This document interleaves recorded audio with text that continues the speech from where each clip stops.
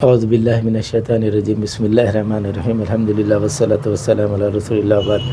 السلام علیکم ورحمۃ اللہ وبرکاتہ۔ ناظرین، میں حکیم محمد عبدالجلیل حیدرآباد تلنگانہ انڈیا صاحب سے مخاطب ہوں۔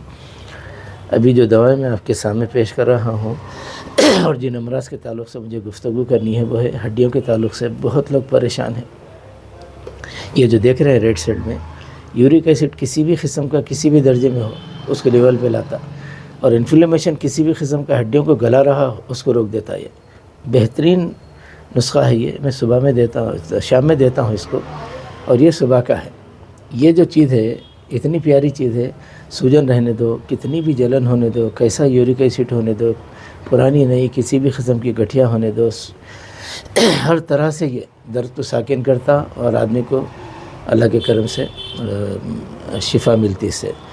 اور ایک بات یہ ہے کہ ابھی جو ہمارے پاس دوائیں بن رہی ہیں، کیونکہ اس میں جواہرات ہوتے، اچھا یاد رکھ لیجیے، جواہرات بہت قیمتی اشیاء ہوتے، تو اس واسطے اس کی قیمت لگتی، تب بھی میں واجبی لیتا ہوں، بے فکر رہیے آپ۔ تو اس میں مرجان کے کشتے اور دوسرے کشتے بھی رہتے جو جلن کو مارنے والے رہتے، اور ہڈیوں کو کیلشیم، ریڈیم، فاسفورس وغیرہ بنانے والے بھی اس کے اندر اجزاء رہتے۔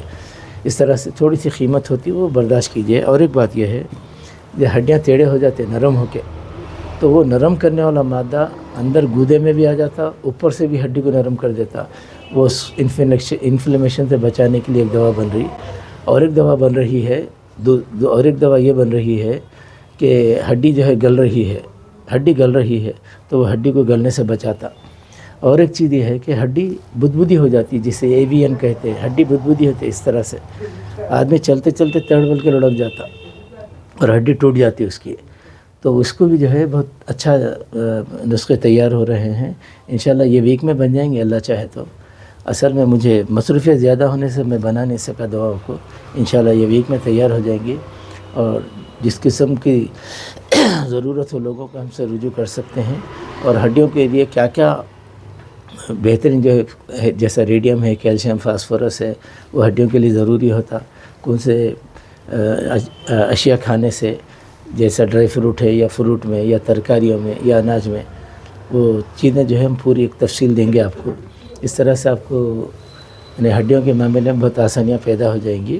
اور فی الحال بولنا یہ ہے کہ انڈے کی زردی وہ ہڈیوں کے لیے بہت طاقتور چیز ہے، چنا ہے وہ طاقتور چیز ہے، اور آپ کے تباشیر ہے وہ بھی ہڈیوں کو طاقت دینے والی، کیلشیم بنانے والی ہے۔ ہڈی میں صرف کیلشیم ہی نہیں ہوتا، ریڈیم ہوتا، فاسفورس ہوتا، اس طرح سے بہت سارے اشیاء ہوتے ہیں اس کے اندر، اور سوپ کا مجموعہ ایک ہڈی بنتی۔ تو بہرحال ہڈیوں کو اور ذرا دھوپ میں بھی بیٹھا کیجئے، جب تک آپ دھوپ بھی لینے سے اس کے اندر بھی جو ہڈیوں کے لیے جو وٹامنس کی ضرورت ہے وہ تکمیل ہوتی ہے اس سے بھی۔ بہرحال جس کسی کو ضرورت ہو ہم سے رجوع کریں۔ سب تعریفیں اللہ ہی کو سزاوار ہیں، الحمدللہ رب العالمین۔